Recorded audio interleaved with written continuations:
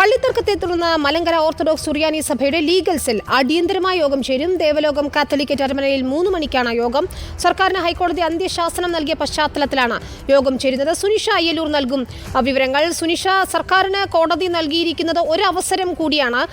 പ്രശ്നപരിഹാര സാധ്യതകൾ തേടുന്നു എന്ന് സർക്കാർ പറയുമ്പോഴും എന്താണ് പരിഹാരം എന്ന ചോദ്യമാണ് ഉയരുന്നത്. ഇപ്പോൾ തുടർ നടപടികൾ തീരുമാനിക്കുന്നതിന് വേണ്ടിയാണ് ഓർത്തഡോക്സ് സഭയുടെ ലീഗൽ സെൽ അടിയന്തര യോഗം ചേരുന്നതെന്ന് മനസ്സിലാക്കാൻ കഴിഞ്ഞു.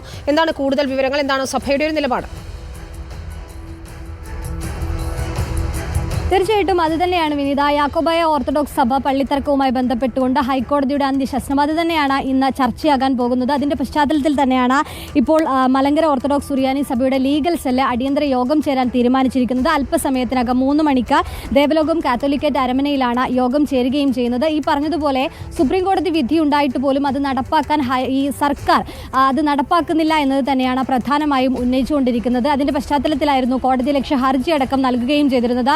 ഇപ്പോൾ ഹൈക്കോടതി അടക്കം പറഞ്ഞിരിക്കുന്നുമുണ്ട്, ഒരവസരം കൂടി നൽകുകയാണ്. ഉടൻ തന്നെ പ്രശ്നപരിഹാരം എന്നൊരു ആവശ്യമാണ് ഹൈക്കോടതി പറഞ്ഞിട്ടുള്ളത്. സാവകാശം തരൂ, അത്തരത്തിലുള്ള പ്രശ്നപരിഹാരം നടത്തുമെന്ന് കോടതിയിൽ തന്നെ സർക്കാർ പറയുകയും ചെയ്യുന്നുണ്ട്. ഈ പറഞ്ഞതുപോലെ കോടതി ചില വിമർശനങ്ങൾ സർക്കാരിനെതിരെ ഉന്നയിക്കുകയുണ്ടായി. അതിൽ പ്രധാനപ്പെട്ട കാര്യം എന്തുകൊണ്ട് ഈ തർക്കത്തിനിടയിലും ഈ പ്രശ്നപരിഹാരം നടത്താൻ കഴിയുന്നില്ല എന്നതാണ്. പോലീസിനെ സ്വതന്ത്രമായി പ്രവർത്തിക്കാൻ അനുവദിക്കൂ, എന്തുകൊണ്ട് പോലീസിനെ തിരിച്ചു വിളിക്കുന്നു എന്നടക്കമുള്ള കാര്യങ്ങൾ ഹൈക്കോടതി ഇന്ന് ചൂണ്ടിക്കാണിക്കുകയും ചെയ്തിരുന്നു. ഇതിൻ്റെയൊക്കെ പശ്ചാത്തലത്തിൽ തന്നെ ഇനി എന്ത് നടപടി സർക്കാർ എടുക്കുമെന്നതാണ് മറ്റൊരു കാര്യം. ആ തീരുമാനം എന്തായിരിക്കുമെന്നത് തന്നെയാണ് പ്രധാനമായും വരുന്നത്.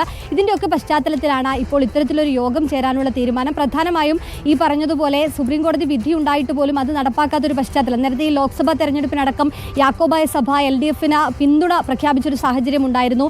ഈ ഒരു പശ്ചാത്തലം കൂടി ഉള്ളതുകൊണ്ടാണ് സർക്കാർ യാക്കോബായ സഭയ്ക്ക് അനുകൂലമായ ചില നിലപാടുകൾ എടുക്കുന്നത് എന്നൊരു വിമർശനം ഓർത്തഡോക്സ് സഭയുടെ ഭാഗത്തു നിന്നും ഉണ്ടാകുന്നുമുണ്ട്. ഏതായാലും ഇതൊക്കെ തന്നെ ഇന്നത്തെ ചർച്ചയിൽ വിഷയം ചർച്ചയാകുമെന്നതാണ് മനസ്സിലാക്കുന്നത്. ഒപ്പം തന്നെ സുപ്രീം കോടതിയിൽ ഒരു കോടതിയലക്ഷ്യ ഹർജി നൽകുക എന്നൊരു ആവശ്യം കൂടി ഒരുപക്ഷെ ഇന്നത്തെ യോഗത്തിൽ ചർച്ചയാകുമെന്നാണ് കരുതുന്നത്.